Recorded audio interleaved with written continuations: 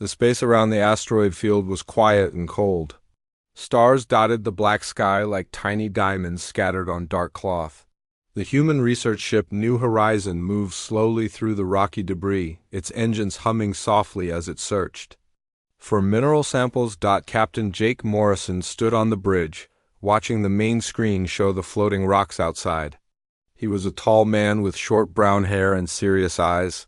His uniform was neat and clean, but his hands showed the rough calluses of someone who had worked hard his whole life. Jake had been in space for 15 years, but something felt different. Today, wrong somehow. "Captain, we're getting some good readings from that cluster ahead," said Lisa Kane from the pilot seat. She was younger than Jake, with blonde hair tied back in a ponytail. Her fingers moved quickly over the control panel as she guided the ship closer to a group of large asteroids. "The scanners show rare metals in there. Good work, Lisa," Jake said. He looked around the small bridge.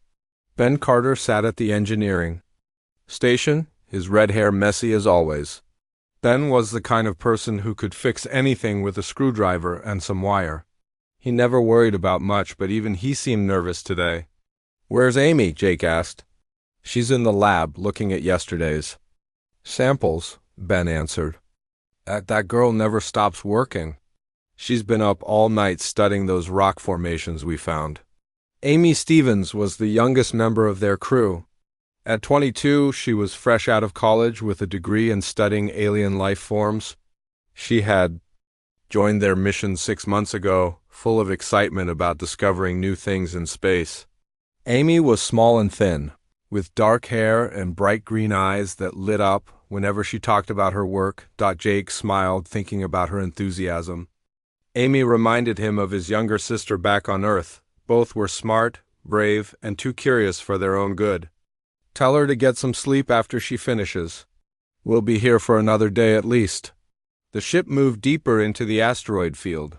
The rocks around them got bigger and closer together. Some were as large as buildings, spinning slowly in the darkness. The New Horizon's lights cut through the black, showing the rough gray surfaces of the floating stones. "Captain," Lisa said, her voice suddenly tense. "I'm getting some strange readings on the long-range sensors." Jake moved to her station and looked at the display. "What kind of readings?" "Energy signatures, big ones, coming from 3 different directions." Lisa's hands moved over the controls, trying to get a better picture. "Wait, these aren't natural energy sources. These are ships." The bridge fell silent except for the quiet hum of the engines. Jake felt his heart start to beat faster. They were far from human space in a region that was supposed to be empty. "How big are these ships?" Jake asked. Lisa worked the controls for a few more seconds. Her face went pale. "Really big, Captain, much bigger than us, and they're moving fast." Before Jake could respond, the main screen flashed and showed something that made his blood run cold. 3 massive ships appeared from behind the large asteroids, moving toward them like giant metal sharks. The ships were long and dark, with sharp edges and strange symbols painted on their sides. They moved with a grace that showed advanced technology. "Red alert," Jake said, his voice calm despite the fear growing in his chest. "All hands to battle stations." Alarms began ringing throughout the ship. Ben's fingers flew over his controls, bringing up the ship's defensive systems. "Shields are up, Captain. Weapons are online." The alien ships moved closer, surrounding the New Horizon. They were at least 10 times larger than the human vessel, with weapon ports that glowed with threatening energy. "Captain," Amy's voice came over the communication system from the lab. "What's happening up there?" "The alarms are going crazy." "Stay in the lab, Amy," Jake ordered. "Lock the door and don't come out until I tell you." The main screen flickered and suddenly a face appeared that made Jake's stomach turn. The alien was tall and reptilian, with scaled green skin and 4 yellow eyes arranged in pairs on either side of its head. Its mouth was full of sharp teeth, and when it spoke, a mechanical voice translated its words. "Human vessel," the alien said, its voice full of amusement. "You will shut down your engines and prepare to be boarded. Resistance will result in the destruction of your ship." Jake stepped forward, facing the screen. This is Captain Jake Morrison of the New Horizon. We are a peaceful research vessel. We have no quarrel with you." The alien laughed, a sound like grinding metal. "Peaceful, yes. We know what you humans are. Soft mammals who think you can explore the galaxy without consequences. My name is Commander Vex of the Varic Empire. Your ship and your lives now belong to us." More alien faces appeared on the screen behind Commander Vex. They all looked similar, with the same scaled skin and multiple eyes. They were all laughing as if the humans were some kind of joke. "Captain," Ben whispered, "our weapons are nothing compared to theirs. And they've got some kind of energy field around us I can't get. The engines to full power." Jake's mind raced. He had been in dangerous situations before, but nothing like this. The aliens had appeared from nowhere and trapped them with technology far beyond human capabilities. "What do you want?" Jake asked the screen. "Want?" Commander Vex tilted his head. "We want what we always want. Slaves, your species is new to us, but we have heard interesting things. Humans are supposed to be clever for such a weak species. We will test this." The alien ships moved closer. Jake could see smaller craft launching from the big vessels, heading straight for the New Horizon. "Amy," Jake called over the communication system, "I need you to hide. Find somewhere safe and stay there until this is over." "Captain, I'm not leaving you," Amy's voice replied. "We're a crew. We stick together." Jake wanted to argue, but there was no time. The alien boarding craft attached to the New Horizon's hull with loud metallic clangs. The ship shook as the aliens cut through the outer doors. "They're coming through the cargo bay," Ben reported. 15 contacts, maybe 20? Jake drew his sidearm, knowing it would be useless against the aliens' advanced armor. Lisa and Ben did the same. They moved to defensive positions around the bridge, ready to make their last stand. The sounds of the aliens moving through the ship grew louder. Heavy footsteps echoed through the corridors. Jake heard the lab door being forced open and Amy's voice crying out in fear. "Amy!" Jake started toward the bridge door, but it opened before he could reach it. Commander Vex entered, followed by 6 other Varic soldiers.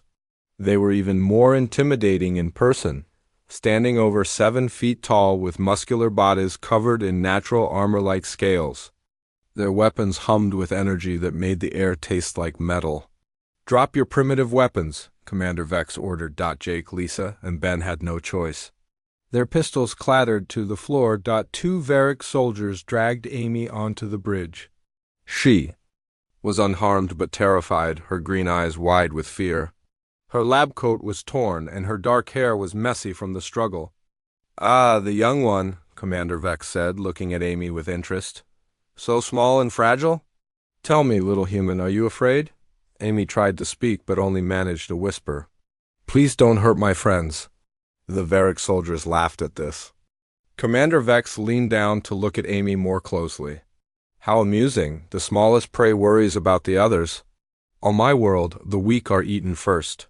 Jake felt anger building in his chest, but he forced himself to stay calm. Getting emotional would not help Amy or his crew. "Take them to the transport," Commander Vex ordered his soldiers. "Separate the young female from the others. She will provide entertainment for the journey." As the Varic soldiers began to move them off the bridge, Jake caught Amy's eye. He tried to send her a message without words, telling her to be strong, and that he would find a way to help her. Amy nodded slightly, understanding. The last thing Jake saw before they were taken from their ship was the New Horizon's bridge growing dark as the aliens shut down the power. Their home among the stars was gone, and they were prisoners of creatures who saw them as nothing more than amusing toys. But Jake Morrison had not survived 15 years in space by giving up easily. As the Varic soldiers pushed him toward their transport ship, he was already starting to plan. The Varic transport ship was dark and cold inside. Jake, Lisa, and Ben sat in a holding cell with metal bars, while Amy was taken to a different part of the ship. The walls were made of some kind of black metal that felt rough to the touch. Strange. Symbols were carved into the surfaces, and the air smelled like chemicals and something else Jake could not identify. "Where do you think they're taking us?" Lisa whispered. Her voice echoed in the small space. "Nowhere good," Ben replied. He was trying to examine the lock on their cell door, but it was unlike any technology he had seen before.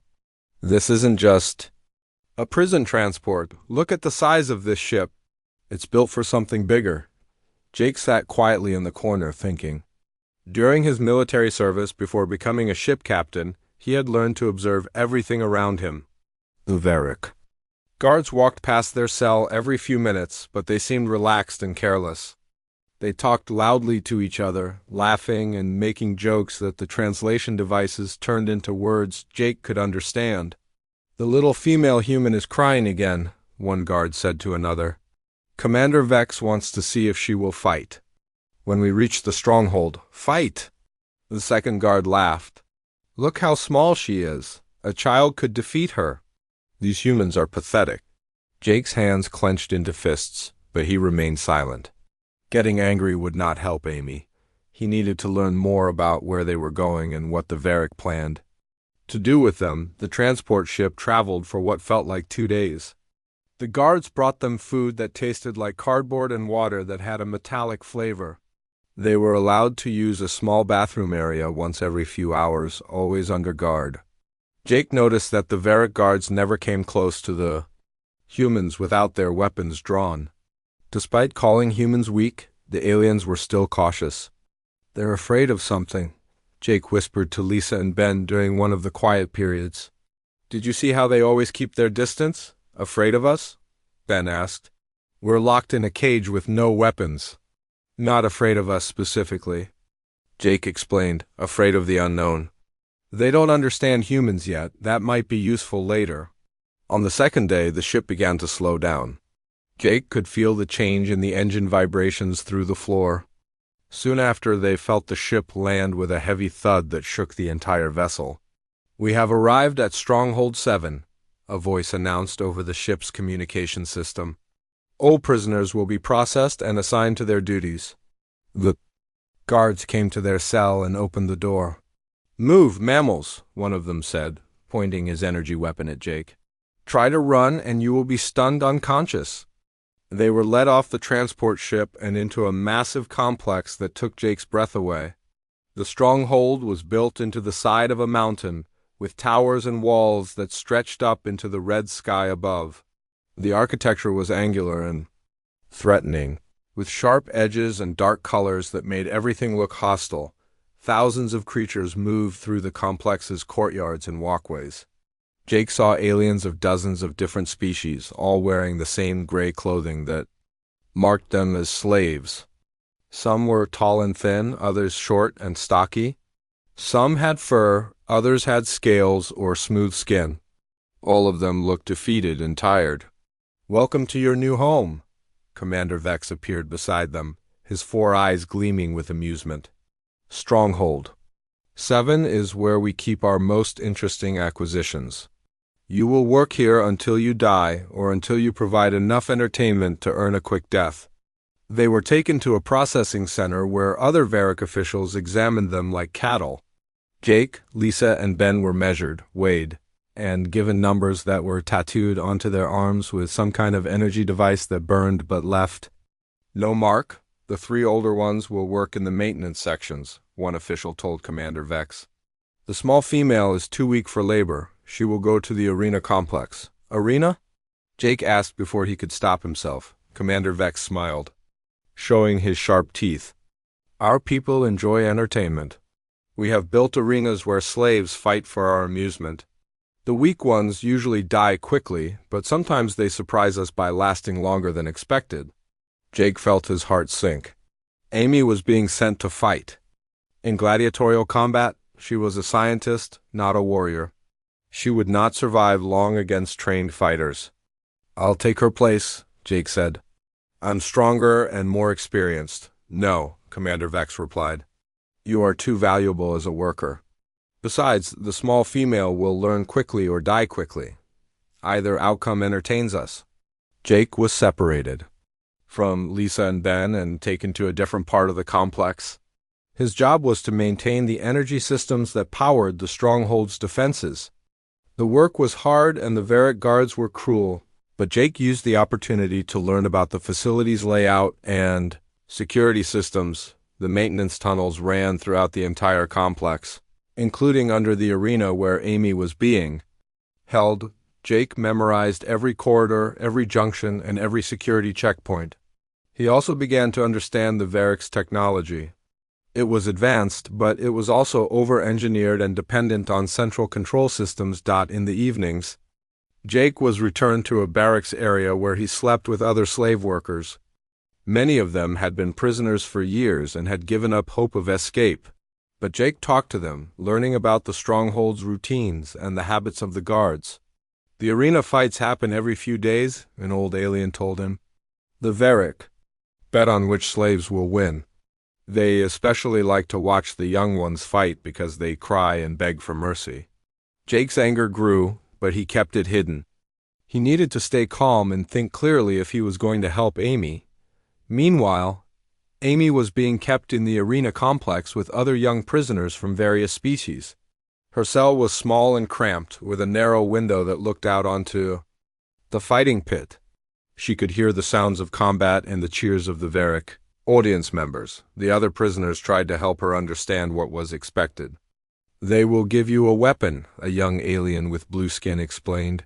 You must fight whoever they put in the arena with you. If you refuse to fight, they will use pain devices to force you. Amy had never hurt anyone in her life. She was a scientist who studied life forms, not a fighter who destroyed them. But she was also smart and observant. She began to watch the arena fights. Studying the patterns and tactics used by the different species, she noticed that the Varric guards used drugs to make some fighters more aggressive and violent. The drugged fighters were stronger and faster, but they were also less intelligent and more predictable. Amy also observed that the Varric audience enjoyed dramatic fights more than quick victories. Fighters who put on a good show sometimes received better treatment. On her third day in the arena complex, Amy was told she would fight the next morning. She was given a simple metal sword and a small shield. The weapons felt heavy and awkward in her hands. You will face a Krex warrior, the guard told her. He has won 15 fights. You will probably die, but try to make it interesting. That night, Amy sat in her cell looking out at the arena. The sand in the fighting pit was stained dark with the blood of previous battles. She thought about her crewmates and wondered if Jake, Lisa, and Ben were still alive. She thought about her family back on Earth and all the things she had wanted to discover in space, but mostly, she thought about what Jake had told her during their capture. He had looked at her with serious eyes and told her to be strong. Amy decided that she would not give up, no matter what happened. She was a human being, and humans did not surrender easily. The next morning, Amy was led into the arena. The Varric audience filled the stands, their multiple eyes gleaming with excitement as they waited for the show to begin. Amy stood in the center of the fighting pit, holding her sword and shield. While the crowd cheered for her death, the gates on the opposite side of the arena opened, and her opponent entered. The Krex warrior was twice her size, with thick armor-like skin and 4 arms. He carried 2 swords and moved with the confidence of someone who had killed many times before, but as Amy looked at the creature, she saw something the Varric audience did not. The warrior's eyes were bloodshot and unfocused. His movements were too aggressive and uncontrolled. He had been drugged to make him more violent, just as she had observed with other fighters. Fight! Commander Vex's voice boomed across the arena. The Krex warrior charged at Amy with a roar that shook the stands. But instead of meeting his attack, Amy did something unexpected. She dropped her sword and shield and began to speak to the creature in a calm, steady voice. I know you don't want to do this, she said. They've given you drugs to make you angry, but you're still in there. You're still yourself. The warrior stopped his charge, confused by her strange behavior. The Varric audience began to boo and shout for blood. But Amy continued to talk, using her knowledge of alien psychology to reach the real person trapped inside the drug-induced rage. What's your name? She asked the warrior. Where are you from? For a moment, the creature's eyes cleared. He looked at Amy with recognition, seeing her not as an enemy to be killed, but as another prisoner who needed help. The drugs in his system? were fighting against his natural personality, and Amy was giving him a chance to remember who he really was. News of Amy's planned execution spread through the stronghold like wildfire. The slave workers whispered about the young human who had refused to kill in the arena. Some called her brave, others called her foolish, but everyone agreed that she would be dead by sunset the next day. Jake heard the news while he was working deep in the maintenance tunnels beneath the stronghold. One of the other workers, a thin alien with gray skin, told him what had happened in the arena. The small human. Female made Commander Vex very angry, the alien said. She would not fight the Krex warrior. Instead, she talked to him like he was a friend. The crowd wanted blood, but she gave them words. Jake stopped working and stared at the alien. What did you say? She refused to kill. The Varric are going to execute her tomorrow in front of all the slaves. They want to show what happens when someone defies them. Jake's hands began to shake with anger. Amy was going to die because she had chosen to be kind instead of violent. The Varric saw this as weakness, but Jake knew it was actually strength. It took courage to refuse to hurt someone when your own life was at stake. That evening, Jake found Lisa and Ben in the worker barracks. They were sitting together, looking sad and defeated. When Jake approached them, Lisa looked up with tears. In her eyes, "We heard about Amy," she said quietly. "There's nothing we can do. This place is too big and too well guarded. We're just maintenance workers with no weapons. We have to try," Jake replied. "We can't just let them kill her." Ben shook his head. "Jake, I know you want to help her. We all do, but look around. There are thousands of guards here. We don't even know where they're keeping her." Jake sat down beside his friends. He had been thinking about this problem all day, and he had an idea. But first, he needed to tell them something he had never shared before. "There's something you need to know about me," Jake said slowly. "I wasn't always just a ship captain. Before I got into space transport, I was in the military, special forces." "Lisa," and Ben stared at him. They had known Jake for years, but he had never mentioned military service. "I was trained for missions behind enemy lines," Jake continued. "Infiltration, sabotage, guerrilla warfare. I left that life behind because I got tired of fighting. But maybe it's time to remember those skills." "What are you saying?" Ben asked. Jake looked at both of his friends. "I'm saying that the Varric think they know what humans are. They see us as weak prey animals who are easy to control. But they've never faced a human who was trained to hunt." Over the next few hours, Jake explained his plan. The Varric had made several mistakes that he could use against them. First, they had put him in maintenance work, which gave him access to the entire stronghold through the tunnel system. Second, they had underestimated human intelligence and adaptability. Third, they had grown overconfident because of their superior technology. "The Varric are ambush predators," Jake explained. "They rely on overwhelming force and superior weapons. But humans evolved differently. We were persistence hunters.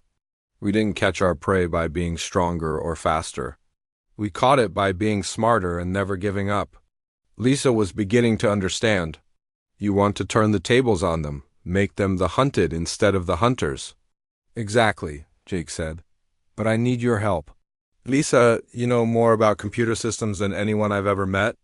Then you can fix or break any machine ever built. Together we can use this stronghold's own systems against them." The plan was risky and complex. Jake would use the maintenance tunnels to move through the stronghold without being detected. Lisa would access the computer systems and create diversions. Ben would sabotage key systems to cause chaos and confusion. Their goal was not just to rescue Amy, but to create enough disorder that other slaves could escape as well. They spent the rest of the night preparing. Jake used his maintenance access to gather supplies and study the stronghold's layout in detail. He found old blueprints that showed ventilation shafts, power conduits, and security blind spots that the current guards did not know about. Lisa discovered that the Varric computer systems had a weakness. They were designed to be controlled from central locations, but they did not have good security against someone who could physically access the hardware. She could create false alarms, open doors, and even control the lighting systems, Ben learned that the stronghold's power grid was overly complicated. The Varric had built redundant systems on top of redundant systems, but this actually made the whole network fragile. If he damaged the right components, he could cause cascading failures that would shut down entire sections of the facility. The execution was scheduled for the afternoon of the next day. Jake knew they would have only one chance to save Amy. If they failed, all four of them would die. Early the next morning, Jake began his hunt. He moved through the maintenance tunnels like a ghost, using skills he had not needed for years. The Varric guards were used to slaves who cowered and obeyed. They were not prepared for someone who moved with purpose and deadly intent. Jake's first target was a guard post near the arena complex. 2 Varric soldiers were stationed there, confident in their superior strength and weapons. They never saw Jake come in. He emerged from a ventilation shaft behind them and disabled both guards in seconds using techniques he had learned in the military. The guards were unconscious but alive. Jake was not a killer by nature, but he was ruthless when protecting his family. And that's what his crew was to him. Family. Jake took the guards' weapons and communication devices. He also took their access cards, which would allow him to move through areas that were normally restricted to slaves. Then he dragged the unconscious guards into a storage room, where they would not be found for hours. His next target was the stronghold's main power distribution center. This was where Ben came in. Jake contacted his friend using one of the stolen communication devices, and Ben began his sabotage work. Ben had spent days studying the power systems while pretending to do routine maintenance. He knew exactly which components to damage to cause the maximum disruption. One by one, he began to shut down non-essential systems throughout the stronghold. At first, the Varric guards did not notice anything wrong. A few lights went out here and there, some elevators stopped working, and a few doors locked themselves. But as more systems failed, the guards began to realize something was happening. Lisa was ready for them. She had gained access to the stronghold's main computer network through a maintenance terminal. When the guards tried to run diagnostics on their failing systems, she fed them false information that made the problem seem like random equipment failures rather than sabotage. She also began to create diversions in other parts of the stronghold. Fire alarms went off in empty sections, security doors opened and closed randomly, and the communication system started playing confusing announcements. The guards were running around trying to fix problems that did not exist while ignoring the real threat moving through their facility. Jake continued his hunt, moving closer to the arena complex where Amy was being held. He encountered more guards along the way, but each time he used different tactics to avoid or disable them. Sometimes he used stealth to sneak past them. Sometimes he created distractions to lure them away from their posts. And sometimes he simply overpowered them using his military training. The Varric were beginning to panic. They could not understand how their secure facility was falling apart around them. Their first instinct was to blame the slave workers, so they began searching the barracks and work areas. But they found nothing because Jake was not hiding among the other slaves. He was hunting them from the shadows. Commander Vex was in his office trying to coordinate the response to the crisis when Jake struck at the heart of the stronghold's defenses. Using information he had gathered from the maintenance blueprints, Jake found the central security control room. The room was heavily guarded, but Jake had advantages the guards did not expect. He used the ventilation system to get above the room, then dropped smoke grenades through the air vents. In the confusion, he entered the room and disabled the guards, with control of the security systems. Jake could see the entire stronghold through the surveillance cameras. He found Amy in a holding cell near the arena, surrounded by dozens of guards who were preparing for the execution ceremony. Jake also saw something else that made him smile grimly. The other slaves throughout the stronghold were beginning to realize that someone was fighting back against their captors. Some of them were starting to resist their guards, while others were moving toward the areas where the power failures had opened locked doors. The revolution was beginning, just as Jake had hoped. The Varric had controlled their slaves through fear and overwhelming force. But now that someone was showing that the aliens could be defeated, That fear was turning into hope and anger. Jake contacted Lisa and Ben through the stolen communication devices. Phase 1 is complete, he said. The stronghold's defenses are compromised and the slaves are starting to revolt. It's time for Phase 2? Phase 2 was the most dangerous part of the plan. Jake would have to fight his way through the arena. Complex to reach Amy, while Lisa and Ben created a distraction large enough to cover their escape. But Jake was no longer the peaceful ship captain who had been captured a few days ago. The arena was packed with Varric spectators who had come to watch the execution. They filled the stands with their scaled bodies and multiple eyes, all focused on the center of the fighting pit where a wooden platform had been built. The platform was tall enough that every slave in the stronghold could see what was about to happen. Amy stood on the platform with her hands tied behind her back. 2 large Varric guards flanked her, their weapons ready in case she tried to escape. She looked small and fragile compared to the massive aliens around her, but her green eyes still held the same determination that had made her refuse to kill in the arena. Commander Vex walked onto the platform wearing ceremonial armor that gleamed in the arena lights. He carried a long curved blade that was designed specifically for executions. The crowd cheered when they saw him, their voices creating a thunderous roar that echoed off the arena walls. Slaves of Stronghold 7, Commander. Vex's voice boomed through the sound system. Today you will witness what happens to those who defy the Varric Empire. This human female chose to show mercy to her opponent instead of providing the entertainment we demanded. She chose weakness over strength, compassion over victory. The crowd hissed and booed at Amy, but she did not look afraid.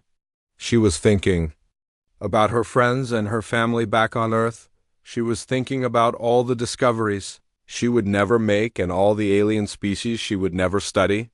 But most of all, she was thinking about how proud she was to be human, even if it meant she was about to die. Let this be a lesson to all slaves, Commander Vex continued. The Varric are your masters. We are predators and you are prey. When we command you to kill, you kill. When we command you to die, you die.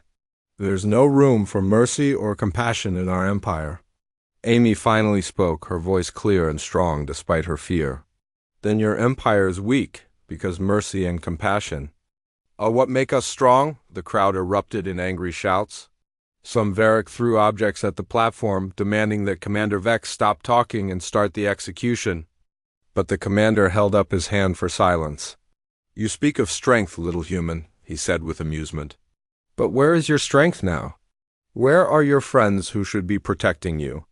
You are alone and helpless, about to die for your foolish beliefs. I'm not alone, Amy replied. And my friends are closer than you think. Commander Vex laughed, thinking Amy was just trying to be brave in her final moments. He raised his ceremonial blade, preparing to strike the killing blow. That was when Jake Morrison stepped out of the shadows at the edge of the arena floor. He moved with calm confidence, carrying a Varric energy rifle he had taken from one of the guards. His clothes were torn and dirty from crawling through maintenance tunnels, but his eyes burned with a cold fury that made several Varric guards step backward. The crowd fell silent, confused by this unexpected development. Commander Vex lowered his blade and stared at Jake with surprise and anger. How did you escape your work detail, human? Commander Vex demanded. Guards, capture him immediately. Several Varric soldiers moved toward Jake, but he did not run or try to hide. Instead, he began to speak in a voice that carried across the entire arena. You call yourselves predators, Jake said, his words calm but filled with an undertone of controlled violence. You ambush the weak, overwhelmed with numbers and superior weapons. You hunt from safety, striking only when victory is certain. Jake walked closer to the platform, and the Varric guards found themselves backing away despite their weapons and armor. There was something about the humans' movement that triggered deep instincts in their reptilian brains, warning them of danger. But you are not predators, Jake continued. You are scavengers wearing the mask of hunters. You feed on the weak and helpless, but you have never faced a real threat. Commander Vex was becoming angry. Silence, human. You are a slave, and slaves do not lecture their masters. Guards, kill him now. The guards raised their weapons, but Jake was ready for them. He dove behind a piece of arena equipment as energy blasts filled the air where he had been standing. But instead of cowering in fear, Jake began to move through the arena like a predator stalking its prey. The Varric guards had never faced anything like this. They were used to fighting enemies who attacked directly or ran away in panic. Jake did neither. He used the arena's structure against them, appearing from unexpected angles and disappearing before they could react. One by one, Jake began to eliminate the guards. He used their own weapons against them, taking advantage of their confusion and fear. The crowd watched in stunned silence as a single human outmaneuvered and defeated multiple Varric soldiers. Commander Vex was forced to call for more guards, but they seemed reluctant to enter the arena. They had seen what happened to their comrades, and they were beginning to understand that this human was different from the other slaves. "What are you?" Commander Vex shouted at Jake. "Humans are supposed to be weak prey animals. How are you doing this?" Jake emerged from cover and looked directly at Commander Vex. When he spoke, his voice carried to every corner of the arena. "You made a mistake," Jake said. "You assumed that physical strength and advanced technology were the only measures of a species' capability. You never asked the right question." "What question?" Commander Vex demanded. Jake smiled, but it was not a friendly expression. It was the smile of a predator that had cornered its prey. "You should have asked what kind of predator would survive on a world that tried to kill us every day for millions of years. You should have asked what kind of species would become the apex predator on a planet full of creatures bigger, stronger, and faster than we are." Jake began to walk toward the platform, and the remaining guards moved to block his path. But as he approached them, explosions began to rock the stronghold. The lights flickered and went out, then came back on as emergency power systems activated. Lisa and Ben had completed their part of the plan. They had sabotaged the stronghold's main power grid and weapon systems. Alarms began to wail throughout the complex as the Varric's carefully controlled environment descended into chaos. In the confusion, Jake fought his way through the remaining guards. His military training combined with pure determination made him unstoppable. Each movement was precise and deadly, designed to incapacitate enemies with minimum effort. Commander Vex watched in growing horror as his guards fell before a single human. This was not how things were supposed to work. The Varric were the superior species. They had conquered dozens of worlds and enslaved millions of beings. How could one small mammal be defeating them? Jake reached the platform and looked up at Commander Vex. The alien leader still held his ceremonial blade, but his 4 eyes showed fear for the first time in his life. "Impossible," Commander Vex whispered. "You are just prey animals." "No," Jake replied, his voice carrying a finality that chilled everyone who heard it. "You are predators, but we are apex predators. And there is one thing you never understood about apex predators." Jake leaped onto the platform with surprising grace. Commander Vex swung his blade, but Jake was ready for the attack. He caught the alien's wrist and twisted, forcing him to drop the weapon. "What?" Commander Vex gasped. "What don't we understand?" Jake's eyes met Amy's, and she saw the fierce protectiveness that had driven him to fight through an entire stronghold to reach her. When he spoke again, his words carried the weight of millions of years of human evolution. "The apex predator doesn't just hunt for food," Jake said. "It hunts to protect its pack. And you threatened one of mine." With those words, Jake struck Commander Vex with controlled precision. The alien leader collapsed onto the platform, unconscious but alive. Jake quickly freed Amy from her bonds, and she threw her arms around him in relief and gratitude. The arena had fallen completely silent. Thousands of Varric spectators stared at the platform in shock, unable to process what they had just witnessed. Their strongest leader had been defeated by a creature they had considered weak and harmless, but the silence was broken by a new sound, cheering from the slave quarters throughout the stronghold. The other prisoners had been watching through windows and doorways, and they had seen something they never thought possible. The Varric could be beaten. "Amy, are you hurt?" Jake asked, checking her for injuries. "I'm okay," she replied, tears streaming down her face. I knew you would come for me. I never doubted it. Jake helped Amy down from the platform as more explosions rocked the stronghold.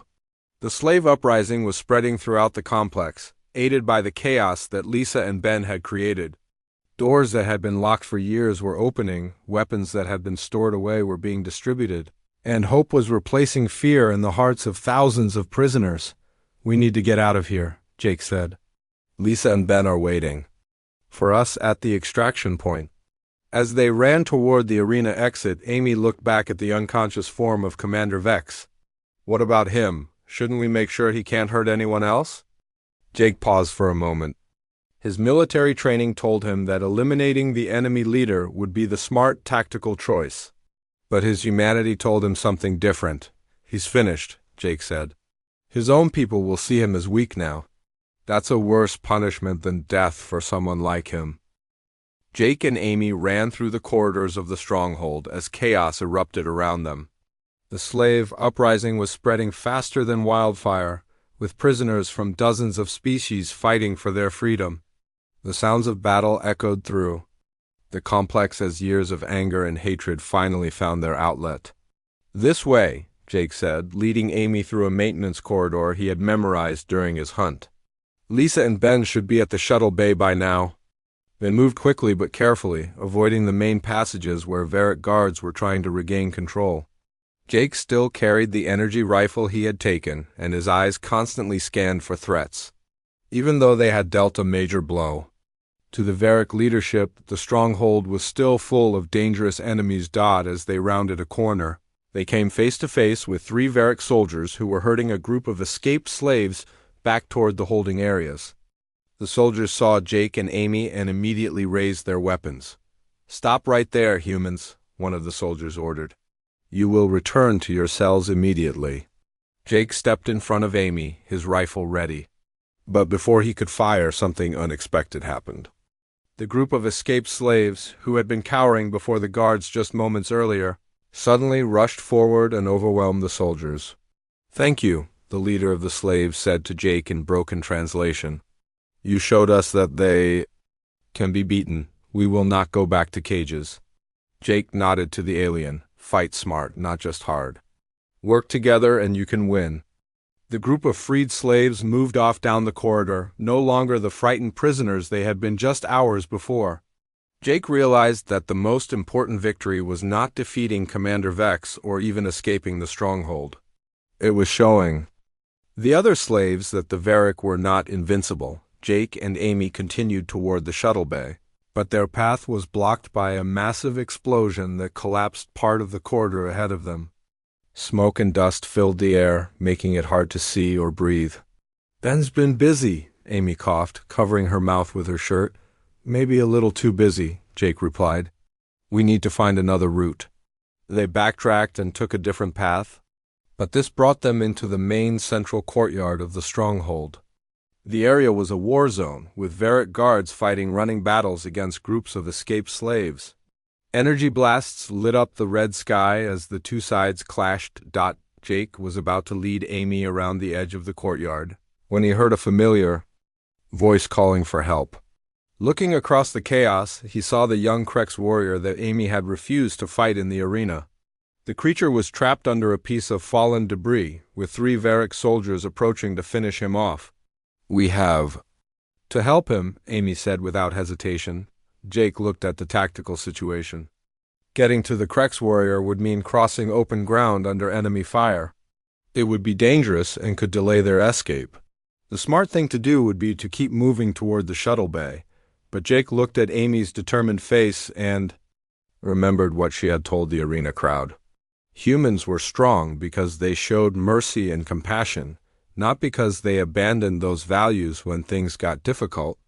"Stay behind me," Jake said, and they ran into the courtyard. Jake's rifle barked 3 times, and the Varric soldiers fell before they could hurt the trapped Krex warrior.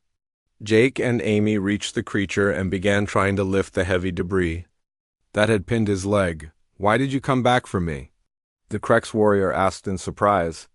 "I was supposed to kill you in the arena." "Because that's what humans do," Amy replied, straining to lift the metal beam. We protect each other, even if we're different species. Together they managed to free the warrior. His leg was injured but not broken, and he could still walk with their help. As they made their way across the courtyard, other freed slaves began to rally around them. The sight of humans risking their lives to save others inspired the aliens to work together instead of just running in panic. By the time they reached the far side of the courtyard, Jake, Amy, and the Krex warrior had been joined by nearly 50 freed slaves from a dozen different species. They moved through the stronghold like a small army, helping other prisoners and fighting off Varric guards who tried to stop them. There, Amy pointed ahead, the shuttle bay. The entrance to the bay was heavily defended, with at least 20 Varric soldiers blocking the way.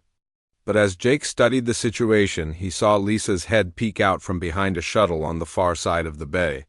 She had made it to their extraction point, but she was pinned down by enemy fire. Then, Jake called into his stolen communication device. We need a distraction at the shuttle bay. Something big, already on it, Ben's voice crackled back. Get ready to move in 30 seconds. Jake counted down the time, then exactly 30 seconds later, a series of explosions rocked the power plant on the other side of the stronghold. The lights went out completely, plunging the shuttle bay into darkness.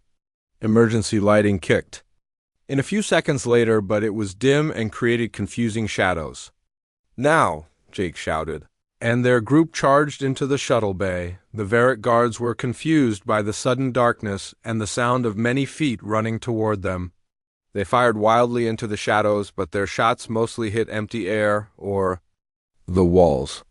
Jake and his allies moved with purpose, using the layout Amy had memorized during her time in the arena complex. The battle in the shuttle bay was fierce but brief. The Varric guards were skilled fighters, but they were outnumbered and outmaneuvered by people who had nothing left to lose. When the emergency lights finally stabilized, most of the guards were down and the freed slaves controlled the bay. Jake! Lisa's voice called out from across the bay. Over here! Jake and Amy ran toward the sound, dodging between the parked shuttles. They found Lisa and Ben hiding behind a small transport ship that Ben had been working to repair. Please tell me you got this thing working, Jake said as he hugged his friends. Of course I did, Ben grinned. Though I should mention that I had to disable a few other ships to get the parts I needed. The Varric are going to have trouble following us.